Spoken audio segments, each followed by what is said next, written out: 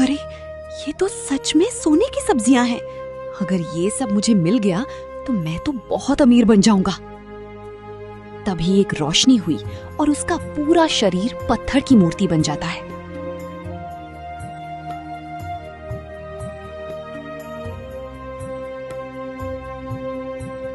फिर जैसे ही सुबह होती है तो रामू देखता है कि सेठ हरिदास पत्थर का हो चुका था।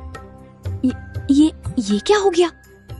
हे भगवान, नहीं नहीं नहीं, ऐसा नहीं होना चाहिए था। ये तो हरिदास सेठ है और ये पूरी तरह से पत्थर की मूर्ति बन गया है। हे भगवान, ये क्या हो गया? मैं ये नहीं चाहता कि मेरी वजह से कोई पत्थर हो जाए।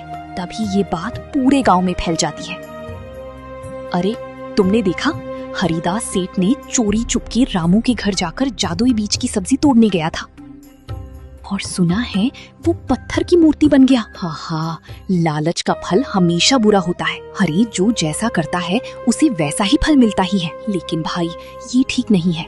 हमें ये खबर महाराज को जाकर देनी होगी। इतना कहकर वो गांव वाले वहाँ से निकल पड़ते हैं और दरबार पहुँचते हैं। कहो, क्या खबर लेकर आए हो? गांव में सब ठीक तो है ना? महाराज, गांव में एक रामू नाम का गरीब लकड़हारा है। उसके घर में जादुई पौधा है। वो पौधा सोने की सब्जियां देता है। क्या सच में?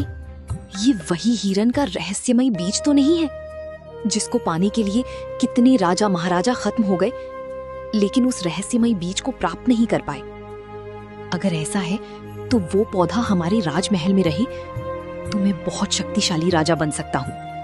हाँ महाराज, सेठ हरिदास बोल रहे थे कि वो जादुई बीज है जो रामू जंगल में पाया था। ठीक है, तो तुम मेरे साथ चलो और उसका घर मुझे बताओ। मुझे उसके पास जाना है, उस पौधा और बीज को प्राप्त करना है। हाँ महाराज, क्यों नहीं, चलिए मैं आपको उसके घर ले चलता हूँ। ठीक है, चलो हम आज ही उसके यहाँ चलते हैं। फिर महाराज कुछ सैनिकों के साथ रामू के घर पहुँचते हैं। महाराज, आप यहाँ? सब ठीक तो है ना? मुझे पता चला है कि तुम्हारे घर में एक जादुई पौधा है। उसका बीज कहाँ से लाए हो? मुझे भी वो बीज लाकर अपने महल में लगवाना है ताकि राज्य का खजाना कभी खाली ना हो। महाराज, मुझे ये घने जंगलों में मिला था। एक हिरन की आत्मा ने मुझे ये जादुई बीज दिया था। ठीक है, मैं भी वो जादुई बीज लेकर ही लौटूंगा। मैं अभी जंगल की ओर निकलता हूँ। इतना कहकर राजा सैनिकों के साथ घनी जंगल की ओर चलता है। कई घंटे तलाश करता है पर उसे कहीं कोई हिरन की आत्मा नहीं दिखती है।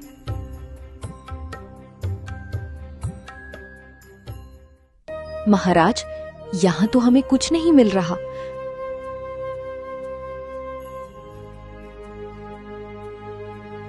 लगता है रामू लकड़ारा हमें धोखा दे रहा है। हाँ, यहाँ तो कोई भी हिरन की आत्मा नहीं दिख रही। लगता है मुझसे झूठ बोला गया। अगर ऐसी बात है तो उस लकड़ारे का सर कलम करवा दूंगा। राजा गुस्से में लाल होकर जंगल में चलता है। आसपास के कुछ बेजुबान जानवर दिखते हैं। राजा उन्हीं क्रोध में मारने लगता है। कई जानवर मारे जाते हैं।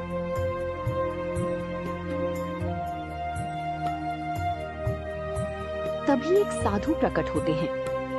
महाराज, तुम ये ठीक नहीं कर रहे हो। इन बेजुबान जानवरों को मारकर तुमने बड़ा पाप किया है। तुमने इसका दंड भुगतना होगा।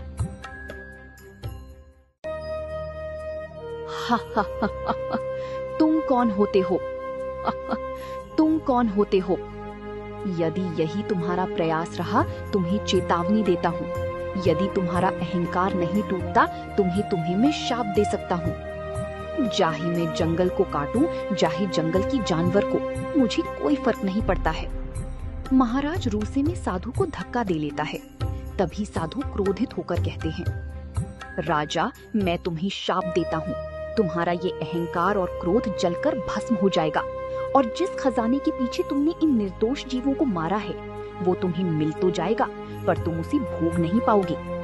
फिर इतना कहते साधु वहाँ से चले जाते हैं। मड़ा आया है मुझे सीख देने वाला। अब मैं उस रामू को छोड़ूंगा नहीं। फिर राजा उससे सेब के पास लौटता है। रामू, तुमने मुझे धोखा दिया। वहां कोई हिरण की आत्मा नहीं थी और न ही कोई जादुई बीज। तुम्हें इसकी सजा भुगतनी पड़ेगी। महाराज, मैंने सच कहा था। अगर वो चीज आपको नहीं मिली फिर इसमें मेरी क्या गलती है? मैंने जो देखा वही कहा। फिर तुम्हें कैसे वो बीज मिल गया? बता रामू। महाराज, वो मेरी भलाई की वजह से मिला था। मैं जब बहुत छोटा था तब पिताजी के साथ लकड़ी काटने जाता था। तभी एक दिन मैंने एक हिरण की रूह को शांति दी थी। उसी का फल मुझे अब मिला। तभी उसने मुझे ये बीज दिया था। मुझे इन सब बातों से कोई मतलब नहीं है। ये पौधा अब राज्य का धरोहर है। इसे मैं अपने राजमहल ले जाऊंगा। नहीं महाराज, ऐसा मत कीजिए। ये पौधा छूते ही आदमी पत्थर की मूर्ति बन जाता है। हरिदास शेख ने भी लालच में इसे छुआ था और वो पत्थर का हो गया।